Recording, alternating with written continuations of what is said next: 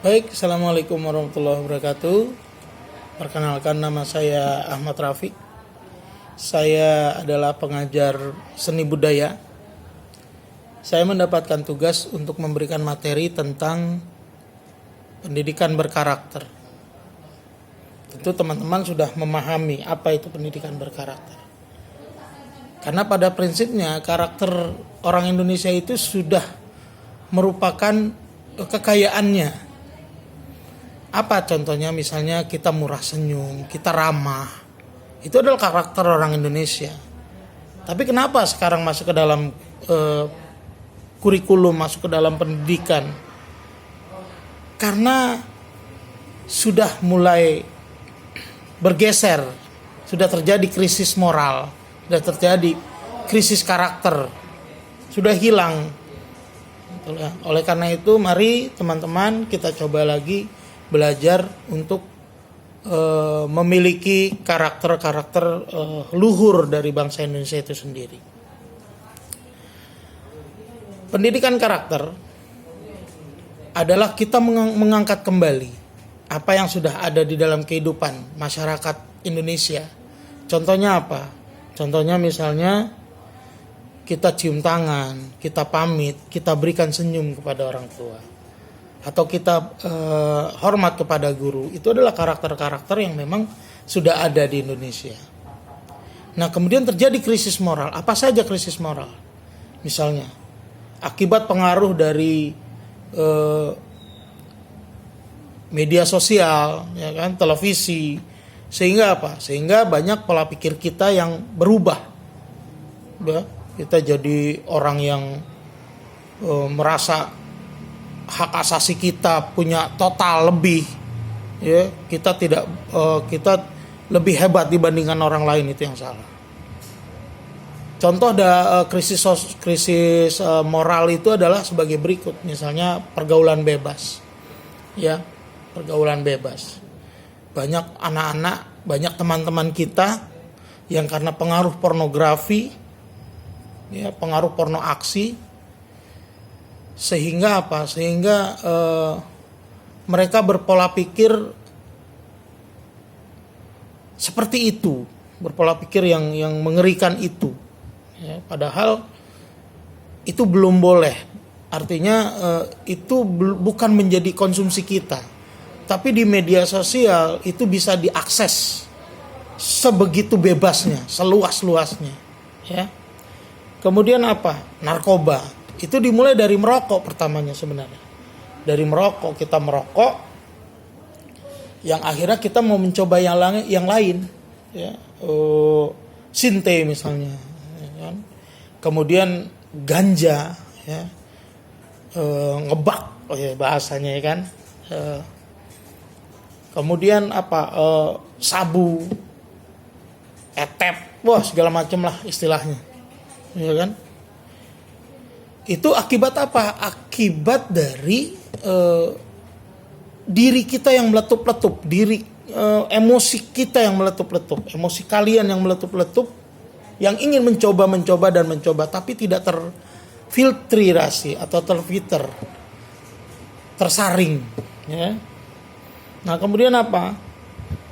Bully, menyakiti orang lain, baik bully secara fisikal atau bully secara verbal, ya. Kalau bully fisikal kita langsung menyakiti, ya, menyakiti sampai terluka misalnya. Kalau verbal kita menghina, kita melecehkan, kita nyinyir. Gitu. Ini membuktikan bahwa kalau kita nyinyir ke orang lain, membuktikan bahwa kita sirik, kita ngiri sama kemampuan dia. Yang sebenarnya kita juga punya kemampuan yang sama, gitu.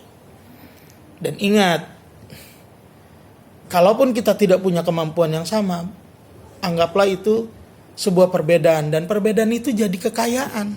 Kenapa? Berarti kita bisa belajar dari dia, gitu teman-teman.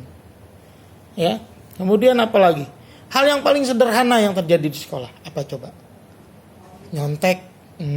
Tuh kelihatan tuh muka-muka tukang contek. Iya kan? Nyontek misalnya.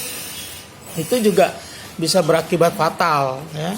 Karena apa? Berarti kita tidak percaya dengan kemampuan diri kita sendiri, ya. Tidak percaya dengan kemampuan diri kita, padahal itu termasuk di dalam 9 karakter yang memang harus ada di dalam diri kita.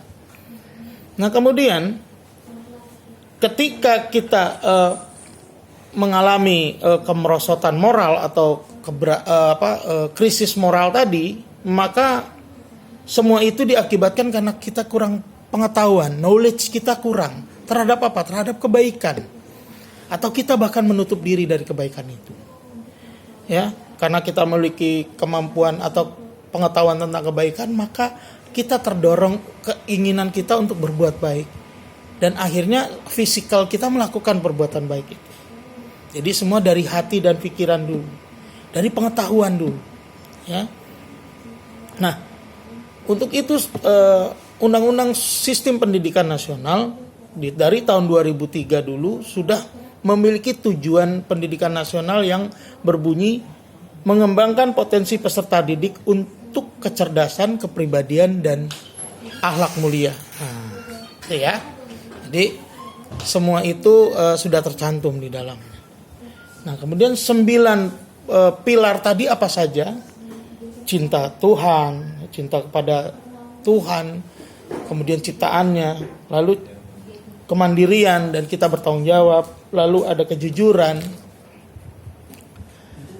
ada sopan santun, lalu ada baik hati, kita kerjasama, gotong royong, kemudian ada percaya diri, kita harus percaya diri, kemudian ada rendah hati, tawadu, ya, kemudian ada toleran, kita saling toleran kepada orang lain. Ketika melihat orang lain lebih, kita jangan lagi marah sama dia, tapi toleran. Kemudian ada yang terakhir adalah kepemimpinan. Kita harus mengembangkan diri, mengembangkan rasa kepemimpinan yang ada di dalam diri kita. Tidak usah menjadi ketua kelas, tidak perlu misalnya. Tapi bagaimana kita bisa memimpin diri sendiri dulu. Artinya apa? Kita lawan egois kita. Kadang-kadang kita diberikan informasi orang lain, kita menolak. Kenapa? Karena kita merasa bahwa diri kita benar, bahwa diri kita baik. Nah, itu yang salah. Pemimpin sekalipun ketika melakukan hal itu dia sudah salah. Dia sudah membawa kepada kemudaratan, padahal yang tidak baik. Nah, ini berbahaya, teman-teman. Oleh karena itu, dimanapun kita berada, baik di dalam kelas misalnya, atau di dalam lingkungan di rumah misalnya, jadilah orang yang bisa memimpin diri sendiri. Tidak egois. Ya. Tidak keras kepala. Mempertahankan argumen boleh. Tapi mempertahankan argumen bukan bertahan kepada argumen yang salah. Nah, itu yang benar, ya.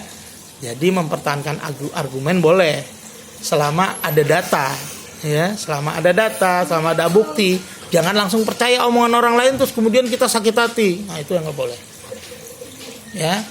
Oleh karena itu teman-teman, BR berharap, panggil saya BR ya, karena memang saya biasa dikenal oleh kakak-kakakmu adalah BR. Dimanapun kita berada, marilah kita kembangkan karakter baik kita, karakter orang Indonesia yang penuh dengan keramahan, yang penuh dengan kebaikan. Sukses selalu buat Anda. Sehat selalu buat Anda dan salam untuk orang tua Anda. Terima kasih. Assalamualaikum warahmatullahi wabarakatuh.